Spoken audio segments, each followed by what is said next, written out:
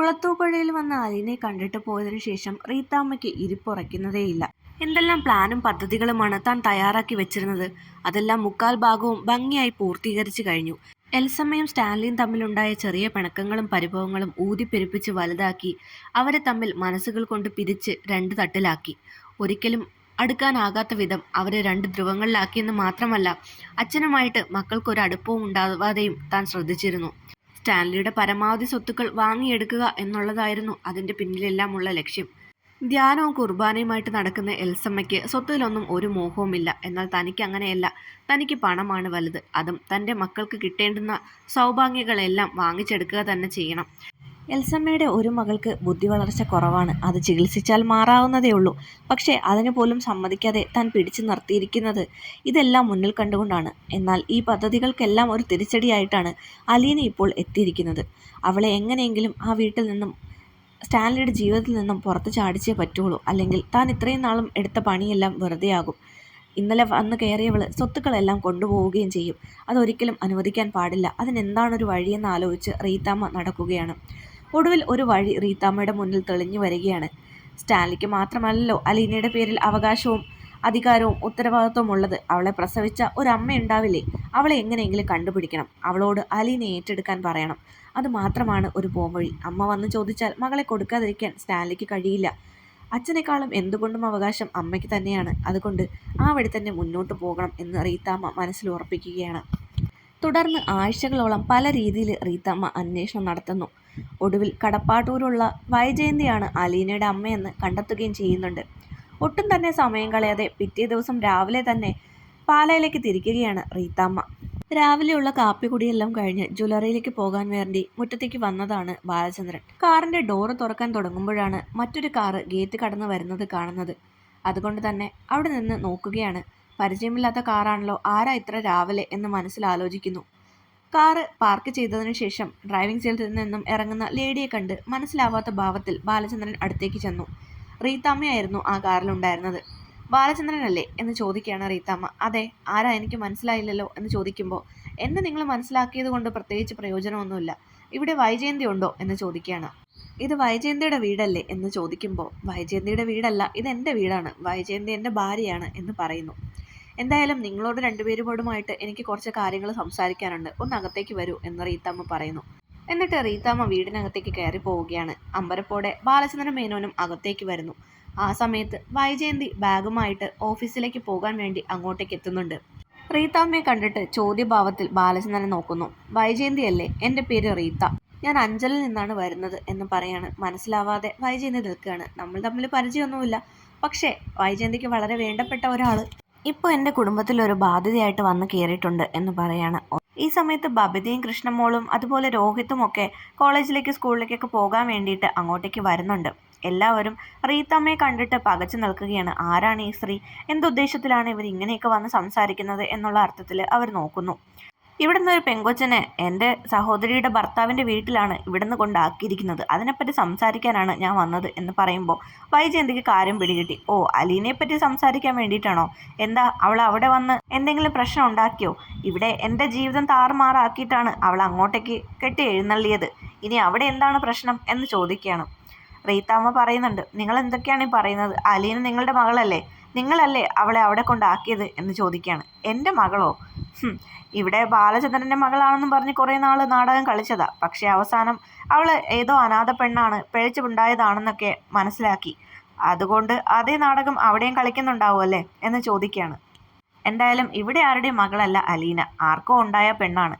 അവൾ അവിടെ വന്ന് എന്തെങ്കിലും പ്രശ്നം ഉണ്ടാക്കിയിട്ടുണ്ടെങ്കിൽ അതിൻ്റെ ഒന്നും ബാധ്യത ഞങ്ങൾക്കില്ല. ഞങ്ങൾക്ക് അവളൊരു ഹോം നേഴ്സ് മാത്രമാണ് എന്ന് പറയുകയാണ്. റീത്താമ്മ പറയുന്നുണ്ട്, വൈജയന്തി നാടകമൊന്നും കളിക്കണ്ട. എല്ലാ കാര്യങ്ങളും എനിക്കറിയാം. 23 വർഷങ്ങൾക്ക് മുമ്പ് നീ പ്രസവിച്ച് ഉപേക്ഷിച്ച ആ പെൺകുഞ്ഞാണ് അലീന എന്നുള്ള കാര്യം ഭർത്താവ് നിൽക്കുന്നതുകൊണ്ടാണോ ഇങ്ങനെയെല്ലാം നാടകം കളിക്കുന്നതെന്ന് ചോദിക്കുകയാണ്. വൈജയന്തിയുടെ മനസ്സിൽ ഇടിമിന്നലേറ്റതുപോലെ നിൽക്കുകയാണ്. എന്തൊക്കെയാണ് ഇവർ പറയുന്നത്? എൻ്റെ പഴയ കാര്യങ്ങളെല്ലാം ഇവർക്ക് എങ്ങനെ അറിയാം? പ്രസവിച്ച് ഉപേക്ഷിച്ചെന്നോ? എന്തൊക്കെയാണ് ഞാൻ ഈ കേൾക്കുന്നത് എന്നൊക്കെ ഓർത്തിട്ട് വൈജയന്തിയുടെ കണ്ണുകളിൽ ഇരുട്ട് കയറുന്ന പോലെ തോന്നുകയാണ്. ബാലചന്ദ്രൻ അപ്പോൾ തന്നെ ഇടയ്ക്ക് കയറി പറയുന്നുണ്ട്, നിങ്ങൾ ഇവിടെ നിന്ന് പോകൂ, ഇപ്പോൾ ഇതൊന്നും സംസാരിക്കേണ്ട സമയമല്ല. എൻ്റെ മക്കൾക്കും എനിക്കും ഓരോ കാര്യങ്ങൾക്കായിട്ട് പുറത്തേക്ക് പോകണം. നിങ്ങൾ ഇവിടെ വന്ന് പറയുന്ന അസംബന്ധങ്ങൾക്കൊന്നും മറുപടി പറയേണ്ട കാര്യം ഞങ്ങൾക്കില്ല. സ്റ്റാൻലിയെയാണ് ഞാൻ അലീനെ ഏൽപ്പിച്ചത്, സ്റ്റാൻലി നോക്കിക്കോളും എന്ന് പറയുകയാണ്. ആ സ്റ്റാൻലിയുടെ ഭാര്യയുടെ ചേച്ചിയാണ് ഞാൻ. ഇപ്പോൾ മനസ്സിലായില്ലേ എനിക്ക് ഇതുമായിട്ടുള്ള ബന്ധം എന്താണെന്ന് ചോദിക്കുകയാണ്. അപ്പോൾ ബാലചന്ദ്രന് പിന്നെ മറുപടി ഉണ്ടായില്ല. വൈജ അപ്പോഴും കണ്ണുകൾ തുറച്ച് ഇടിമിന്നലേറ്റതുപോലെ നിൽക്കുകയാണ് കേട്ടോ. എന്താ, നിനക്കൊന്നും പറയാനില്ലേ? വളർത്താൻ കഴിയില്ലെങ്കിൽ പ്രസവിച്ച് ഉടനെ തന്നെ ഇല്ലാതാക്കണമായിരുന്നു. അല്ലെങ്കിൽ എന്തിനാ പ്രസവിക്കാൻ പോയത്? അറിഞ്ഞപ്പോൾ തന്നെ അതിനെ ഇല്ലാതാക്കിയ പോരായിരുന്നു. മറ്റുള്ളവർക്കൊരു ബാധ്യതയാക്കാൻ വേണ്ടിയിട്ടാണോ നീ ഇത്രയും നാൾ അതിനെ ഒളിപ്പിച്ച് സൂക്ഷിച്ചത് എന്ന് ചോദിക്കുകയാണ്. വൈജയന്തിക്ക് ഒന്നും മനസ്സിലാവുന്നില്ല. എന്തൊക്കെയാണ് ഇവർ പറയുന്നത്? 23 വർഷങ്ങൾക്ക് മുമ്പ് താൻ പ്രസവിച്ച മകളാണോ അലീന എന്നൊക്കെ മനസ്സിലൂടെ കടന്നു പോയിക്കൊണ്ടിരിക്കുകയാണ്. ആ സമയത്ത് കൃഷ്ണമോൾക്ക് മനസ്സിലായി, എന്തായാലും കാര്യങ്ങളെല്ലാം കൈവിട്ടു പോയി. ഇനി എന്താണ് സംഭവിക്കാൻ പോകുന്നതെന്ന് അറിയില്ല. കുടുംബം താറുമാറാകാൻ പോവുകയാണല്ലോ, അതും അപ്രതീക്ഷിതമായ ഒരാളുടെ വാക്കുകളിലൂടെ എന്ന് മനസ്സിൽ പറയുകയാണ് കൃഷ്ണമോള്. ബാലചന്ദ്രൻ പറയുന്നുണ്ട്, നിങ്ങൾ ഇപ്പോൾ തന്നെ ഇവിടെ നിന്ന് പോയില്ലെങ്കിൽ ഞാൻ പോലീസിനെ വിളിക്കും എന്ന് പറയുമ്പോൾ റീത്തമ്മ പറയുന്നുണ്ട്, ഒരു ബാലചന്ദ്രൻ മേനോനാണ് അവിടെ കൊണ്ടുവന്ന് അലീനെ ആക്കിയതെന്ന് അവിടുത്തെ വേലക്കാർ പറഞ്ഞു. അത് നിങ്ങളാണെന്ന് എനിക്ക് മനസ്സിലായി. നിങ്ങൾക്ക് അറിയാമായിരുന്നോ ഭാര്യയുടെ അവിഹിത സന്തതിയാണ് അലീന എന്നുള്ള കാര്യം? അവൾ നടതള്ളുന്ന പോലെ സ്റ്റാൻലിയുടെ വീട്ടിൽ കൊണ്ടുവന്ന് ആക്കിയിട്ട് പോയാൽ നിങ്ങളുടെ എല്ലാ ബാധ്യതയും ഒഴിഞ്ഞെന്നാണോ? അമ്മയെക്കാളും അവകാശം അലീനയുടെ പുറത്ത് ആർക്കും ഉണ്ടാവില്ലല്ലോ. അതുകൊണ്ട് അലീനയെ തിരിച്ചെടുക്കണമെന്ന് പറയാൻ വേണ്ടിയിട്ടാണ് ഞാൻ ഇങ്ങോട്ടേക്ക് വന്നത്. അവളെ ചുമക്കേണ്ട ബാധ്യത ഞങ്ങൾക്കില്ല. അങ്ങനെ ഒരു മകളുണ്ടെന്നുള്ള കാര്യം പോലും സ്റ്റാൻലിക്ക് അറിയില്ലായിരുന്നു. സ്റ്റാൻലിക്ക് ഒരു ഭാര്യയും 3 മക്കളുമുണ്ട്. അവരുടെ കാര്യം മാത്രം നോക്കേണ്ട കാര്യമേ സ്റ്റാൻലിക്കുള്ളൂ. വൈജയന്തി പ്രസവിച്ച മകളെ തിരിച്ചെടുക്കാനുള്ള എല്ലാ ബാധ്യതയും ഉണ്ട്. അത് പറയാൻ വേണ്ടിയിട്ടാണ് ഞാൻ വന്നത്. അത് നിങ്ങൾ ചെയ്തില്ല എന്നുണ്ടെങ്കിൽ അനുഭവിക്കേണ്ടി വരുന്നത് നിങ്ങളുടെ ഈ മക്കളും കൂടി ആയിരിക്കും എന്ന് പറഞ്ഞിട്ട് റീത്തമ്മ അവിടെ നിന്ന് പോവുകയാണ്. ശരീരം തളരുന്നത് പോലെ തോന്നി വൈജയന്തി ഡൈനിങ് ടേബിളിലെ കസേരയിലേക്ക് ഇരിക്കുകയാണ്. കേട്ടതൊന്നും വിശ്വസിക്കാനാവാതെ എന്തൊക്കെയാണ് ഇവിടെ സംഭവിക്കുന്നതെന്നുള്ള ഭാവത്തിൽ ബബിതയും രോഹിത്തും നിൽക്കുന്നു. കൃഷ്ണമോൾക്കും ബാലചന്ദ്രനും മനസ്സിലായി, തങ്ങൾ ഏറ്റവും കൂടുതൽ പേടിച്ചിരുന്ന ആ ഒരു ദിവസം ഇപ്പോൾ വന്നെത്തിയിരിക്കുകയാണ്. താൻ പൊട്ടിക്കാൻ വെച്ചിരുന്ന ബോംബാണ് ഇപ്പോൾ ഒരു റീത്തമ്മ എന്ന് പറയുന്ന സ്ത്രീ വന്ന് ഇവിടെ ഇട്ടിട്ട് പോയിരിക്കുന്നത് എന്ന് ബാലചന്ദ്രൻ മനസ്സിലോർക്കുന്നു. വൈജയന്തി പതിയെ എഴുന്നേറ്റ് ബാഗുമായിട്ട് സ്വന്തം റൂമിലേക്ക് തന്നെ പോവുകയാണ്. അച്ഛ, എന്തൊക്കെയാണ് ഈ കേട്ടത് എന്ന് ബബിത വന്ന് ബാലചന്ദ്രൻ മേനോനോട് ചോദിക്കുന്നു. ബാലൻ പറയുന്നുണ്ട്, നിങ്ങളിപ്പോൾ അതിനെപ്പറ്റിയൊന്നും ഓർക്കണ്ട. ഏതോ ഒരു സ്ത്രീ വന്ന് എന്തൊക്കെയോ വന്ന് വിളിച്ച് പറഞ്ഞിട്ട് പോയി എന്ന് ഓർത്താൽ മതി എന്ന് പറയാണ്. കൃഷ്ണമോള് പറയുന്നുണ്ട്, അതല്ലച്ചാ, ഇനിയെങ്കിലും എല്ലാവരും എല്ലാ സത്യങ്ങളും അറിയണം. അലീന ചേച്ചിയെ അല്ലെങ്കിൽ നമുക്ക് എന്നേക്കുമായിട്ട് നഷ്ടപ്പെടും. അതുകൊണ്ട് ഇനിയെങ്കിലും അച്ഛൻ ഈ നാടകം അവസാനിപ്പിച്ച് എല്ലാ കാര്യങ്ങളും പുറത്തു കൊണ്ടുവരണം എന്ന് പറയുകയാണ്. ബാലചന്ദ്രൻ മേനോനും അത് ശരിയാണെന്ന് തോന്നി. അങ്ങനെ കൃഷ്ണമോളുടെ വാക്കുകളും കൂടെ മുഖവിലയ്ക്ക് എടുത്തുകൊണ്ട് ബബിതയോടും രോഹിത്തിനോടും ആ വലിയ സത്യം പറയുകയാണ് ബാലചന്ദ്രൻ മേനോൻ. എൻ്റെ മകളാണ് അലീന എന്ന് പറഞ്ഞപ്പോൾ നിങ്ങളൊന്നും അത് ആദ്യം വിശ്വസിക്കാൻ കൂട്ടാക്കിയില്ല. പിന്നീട് അത് സത്യമാണെന്ന് തിരിച്ചറിഞ്ഞ് നിങ്ങൾ അവളെ സ്നേഹിക്കാൻ തുടങ്ങി. അവളും നിങ്ങളെ സ്വന്തം കൂടപ്പറപ്പുകളെ പോലെ തന്നെയാണ് സ്നേഹിച്ചത്. പക്ഷേ പിന്നീട് എൻ്റെ മകളല്ല എന്നറിഞ്ഞപ്പോൾ ബബിത ഒരുപാട് വിഷമിച്ചു അല്ലേ എന്ന് ചോദിക്കുകയാണ്. അപ്പോൾ ബബിത പറയുന്നുണ്ട്, അതൊക്കെ ശരിയാണ്, പക്ഷേ അച്ഛ എന്ന് ചോദിക്കുമ്പോൾ ബാലചന്ദ്രൻ പറയുന്നുണ്ട്, എന്നാൽ നീ വിഷമിക്കണ്ട. നിങ്ങളുടെ സ്വന്തം കൂടപ്പിറപ്പ് തന്നെയാണ് അലീന, നിങ്ങളുടെ അമ്മ പ്രസവിച്ച നിങ്ങളുടെ സ്വന്തം ചേച്ചി എന്ന് പറയാണ്. ഇത് കേട്ടിട്ട് ഞെട്ടിപ്പോവുകയാണ് ബബിതയും രോഹിത്തും. പക്ഷേ കൃഷ്ണമോളുടെ മുഖത്ത് ഭാവഭേദമൊന്നും ഇല്ലാതെ നിൽക്കുന്നത് കാണുമ്പോൾ ബബിത ചോദിക്കുന്നുണ്ട്, നിനക്ക് ഈ കാര്യങ്ങളൊക്കെ നേരത്തെ അറിയാമായിരുന്നു അല്ലേ എന്ന്. അപ്പോൾ കൃഷ്ണമോൾ പറയുന്നുണ്ട്, അതെ, ഞാൻ വളരെ മുൻപ് തന്നെ ഈ കാര്യങ്ങളെല്ലാം മനസ്സിലാക്കിയിരുന്നു. പക്ഷേ അച്ഛനാണ് പറഞ്ഞത് ഇപ്പോൾ ആരോടും ഒന്നും അറിയിക്കേണ്ട എന്നുള്ള കാര്യം.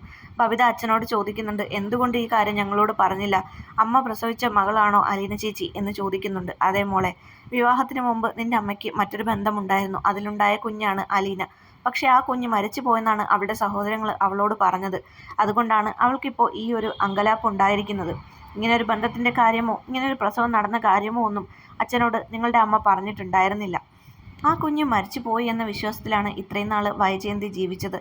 ഇപ്പോൾ ആ രഹസ്യം പുറത്തായിരിക്കുകയാണ്. അതും എല്ലാവരുടെയും മുന്നിൽ വെച്ച്, സ്വന്തം ഭർത്താവിൻ്റെയും മക്കളുടെയും മുന്നിൽ വെച്ചാണ് തൻ്റെ പഴയകാല ചരിത്രം ഏതോ ഒരു സ്ത്രീ വന്ന് വിളമ്പിയിട്ട് പോയത്. അതവൾക്ക് എങ്ങനെ താങ്ങാനാകുമെന്ന് എനിക്കറിയില്ല. എനിക്കെന്തായാലും അവളെ ഇപ്പോൾ പോയി ഫേസ് ചെയ്യാൻ പറ്റില്ല. അതുകൊണ്ട് നിങ്ങൾ അവളുടെ അടുത്ത് തന്നെ ഇരിക്കണം. അവൾ കടുങ്കയൊന്നും ചെയ്യാതെ നിങ്ങൾ നോക്കണം. ഞാൻ എന്തായാലും അലീനയെ ഒന്ന് വിളിക്കട്ടെ. അവൾക്ക് അവിടെ എന്തൊക്കെയോ പ്രശ്നങ്ങളുണ്ടെന്ന് എനിക്ക് മനസ്സിലായി. അവൾക്ക് അവിടെ നിൽക്കാൻ പറ്റാത്ത സാഹചര്യമാണെങ്കിൽ ഞാൻ എന്തായാലും അവളെ പോയി കൂട്ടിക്കൊണ്ടുവരും എന്ന് പറഞ്ഞിട്ട് ബാലചന്ദ്രൻ പുറത്തേക്ക് ഇറങ്ങി പോവുകയാണ്.